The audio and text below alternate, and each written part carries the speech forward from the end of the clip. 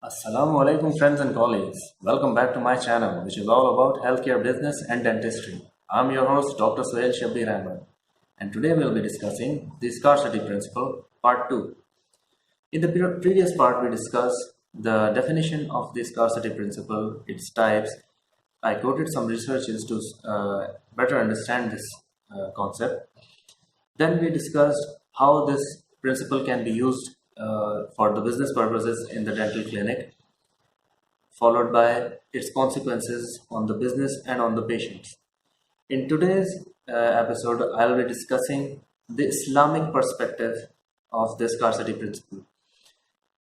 Usually, when we talk about scarcity or marketing concepts, you can find many videos on YouTube talking about marketing and behavioral economics and consumer behavior, but none of those videos will give any perspective of Islam, because Islam sets some limitations which, as Muslims, we must observe, and those limitations are only logical because they lead to a better society.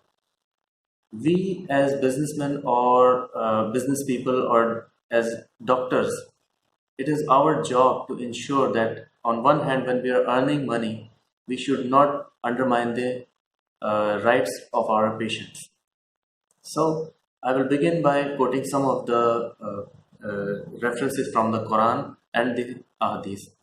The first reference that I would quote is from Surah Al Imran, ayat number or verse number 110, which states, "You are the best of nations, raised up for mankind. You enjoin what is good, which al maruf, and you forbid what is bad, al munkar, and you believe in Allah." In this ayah, 4 points are to be noted. Number one, you are the best of nations. Now, what is the criteria for being the best? Enjoin good, al maruf, forbid bad or evil, al munkar, and believe in Allah. So, this ayah not only tells us how to lead our daily lives, but also tells us how to lead our business lives. These 4 principles must be considered while making any decision with respect to business, whether it be marketing, finance, HR, or any other management science. There's a hadith in Sahih Bukhari, hadith number 10, which states that a Muslim is the one who avoids harming Muslims with his tongue and hands. It is a very famous hadith. Then there's a Sahih hadith also in Sahih Muslim, hadith number 1605, which states, "He who hoards is a sinner." This hadith is also present in Sunan Abu Dawud, Jami al-Tirmizi, Sunan Ibn Majah, Musnad Ahmad, and Darmi.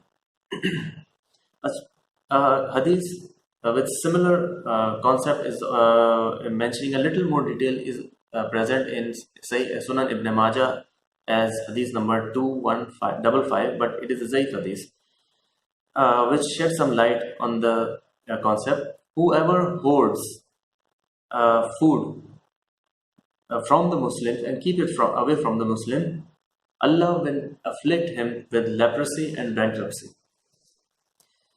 Even if we disregard this hadith, a question may be coming to mind that we are talking about scarcity principle here.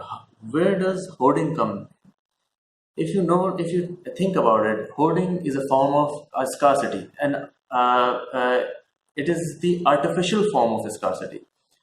There is one scarcity which occurs because of high demand, low supply and high demand. That is natural, but at times people create artificial scarcity in the market.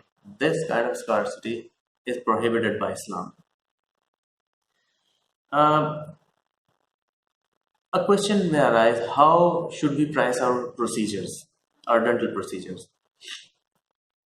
I have found a quite easy way to understand how to differentiate between different procedures and also price them accordingly. You should divide your procedures into 2 categories: necessary treatment and luxurious treatments. Now, what do I mean by that? Necessary treatments are those for which you should keep your price affordable so that the patient can get the treatment done. That is the basic treatment that is required. And luxurious treatments are the ones for which you can charge a premium. You can make it charge as much as you want. Let me give you an example. A patient comes to the clinic with dental pain. You take the radiograph, and after taking the history, conducting the examination and investigation, you come to the conclusion that the tooth can be saved. You tell the patient that you will save the tooth by doing first the RCT followed by the crown. Now, RCT is a necessary treatment without which the tooth would be lost. So you should make your price such affordable that the patient can afford it. And if the patient cannot afford it, you should give patient different options so that the patient can get the treatment done. For example, you can offer a discount. If you don't want to offer a discount, you can give the patient option of paying in installments. Now, when it comes to the crown, the basic crown, which is a metal crown, should be affordable because this also is a necessary treatment to save the tooth. But when it comes to other types of crowns, which also perform the same function but are have better aesthetics or other properties, like porcelain fused to metal or zirconium crown or all porcelain crowns, these are the luxury. Here you can charge a premium. Here there is no problem if you charge a premium, but the basic crown, the metal crown, should be affordable enough for the patient. Another question comes to mind. If we reduce our price, wouldn't the quality of treatment go down as well? When we talk about quality, you must understand that quality cannot be compromised. Just in order to reduce the cost of the treatment, quality should not be compromised. However, you can offer the patient discount if you consider losing money to be a loss. When I say loss, I do not mean loss as in bankruptcy, leading to bankruptcy, but loss as in talking about the discount. If you fear that if you charge less for the treatment, you will suffer a loss, a financial loss, then consider this hadith. From Sahih Bukhari, hadith number 2067, which states, whoever desires an expansion in his sustenance, which is risk, and age, should keep good relations with his kith and kin, that is your close blood relatives. You might ask, what has close relatives got to do with the patient? Here Allah is showing you an alternative way of regaining that money which you consider to be lost in discount to the patient, in a way that not only you will be doing a good deed, but you will also get your money back in some other form. If it is argued that we cannot reduce our price, our charges, our procedure are properly priced, so we cannot reduce them any further, what to do in such a case? I would suggest that you refer your patient to another dentist close by, probably a new dentist or a new clinic which is offering a similar treatment with reasonable quality but at a lower price, so that the patient does not lose out on the necessary treatment and lose out on his teeth or smile. You could also refer the patient to a dental college, which is even cheaper than the private clinic. But by this, in no way do I mean that you should refer the patient to a quack, because you know as well as I know that quacks are not qualified dentists and they cause more harm to the patient than good, even though they are offering cheaper treatment, but the quality of their treatment is also very low. I would conclude this video with a disclaimer regarding the scarcity principle. You must understand that when we talk about marketing through human nature or human psychology,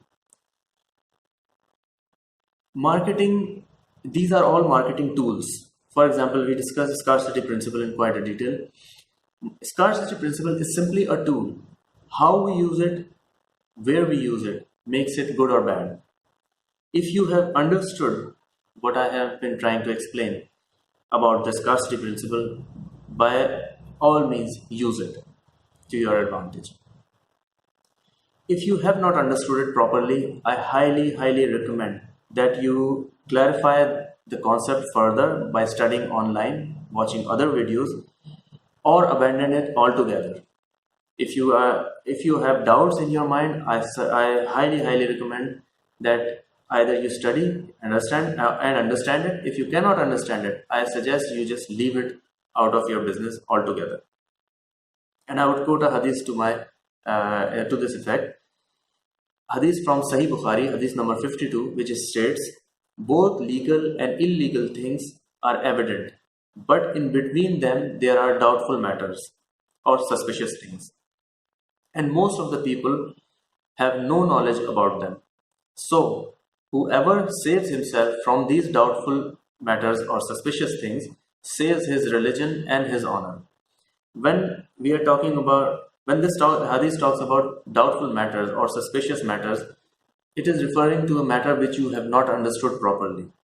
So, as a disclaimer, I would say, if you understand it, I would repeat again, if you have understood scarcity principle properly in the light of Islam, then use it. If not, abandon it altogether. Do tell me what you thought of this video. What improvements can I make in making further videos? Would you want me to clarify more on this topic, or would you want me to talk about another topic of marketing? Do let me know about your experiences and your comments in the comment section.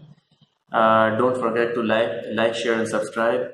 You can also follow me on social media. The links are given in the description. And until next time, Asalamoalykum.